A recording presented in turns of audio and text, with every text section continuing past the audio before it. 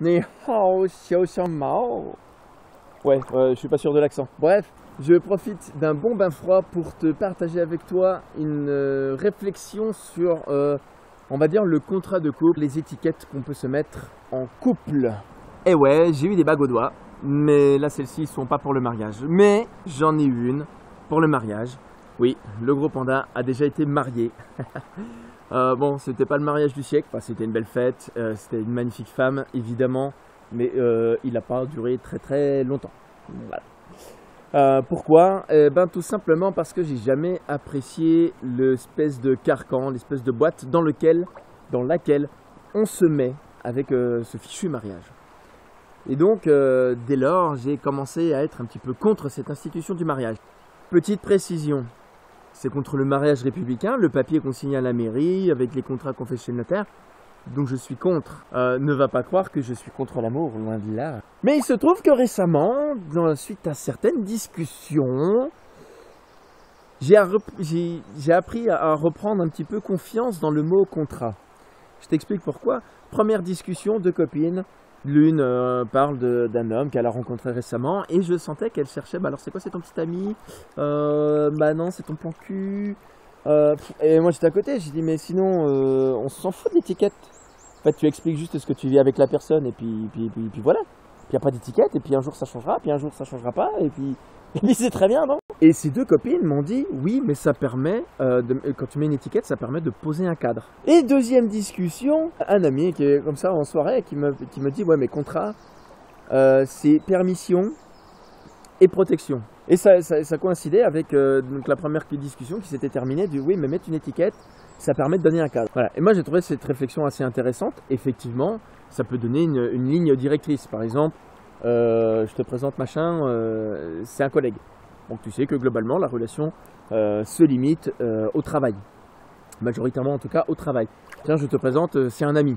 Donc là c'est vrai que généralement les gens comprennent que c'est une personne avec qui tu sors et avec qui tu peux avoir des bonnes discussions.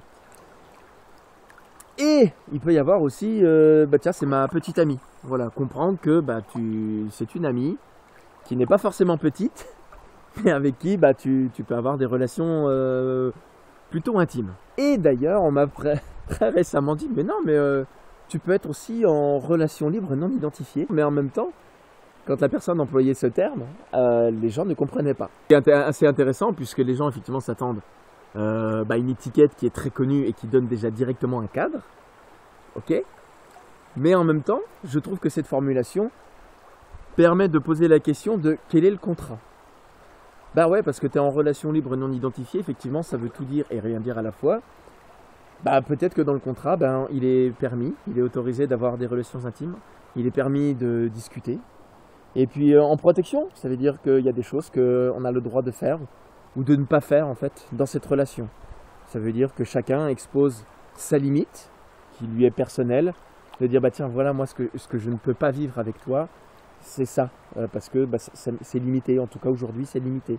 Par contre ce qui est autorisé c'est d'en parler, parce que ça me permet moi d'avancer sur mes problématiques personnelles par exemple. En fait tu mets tout et n'importe quoi dessus, un contrat c'est tout à fait libre, mais ça permet effectivement de poser un cadre avec des permissions et des protections.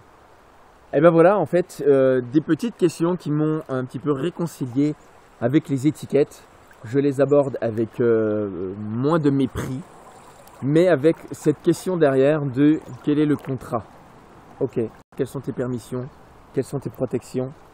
Et pour moi, tout simplement, en fait, ça s'appelle relation saine, puisque ça permet en fait chacun d'avoir sa zone d'expression, d'exprimer en fait ce qui se passe en elle, en fait, en termes de permission, de protection, tout ça. T'as très bien compris le truc.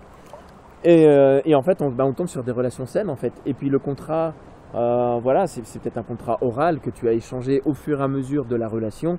Donc rien n'empêche de faire évoluer ce contrat. D'ailleurs, même si c'était un contrat papier, et on peut toujours faire des avenants, n'est-ce pas? Voilà, écoute, je sais pas, toi, si tu as des relations où tu as du mal à mettre des étiquettes et où tu as dû définir un contrat, n'hésite pas à le mettre en commentaire. Moi, ça me ferait vraiment plaisir de voir quel genre de contrat les gens peuvent mettre, notamment avec les amis, petits amis, relations libres non identifiées. Voilà, parce que c'est celle où il y a le plus de choix, hein. C'est vrai que quand t'es collègue, c'est un peu limité. Famille, bon, tu sais que c'est limité aussi. Voilà. Bah écoute, n'hésite pas à partager la vidéo si tu trouves que la réflexion est intéressante. Ou si elle n'est pas intéressante aussi, tu peux me le dire. Qu'est-ce que tu aurais aimé que j'aborde, tout ça. Voilà, tu pourrais tout dire. Bon allez, sur ce, à la prochaine vidéo. Ciao, ciao.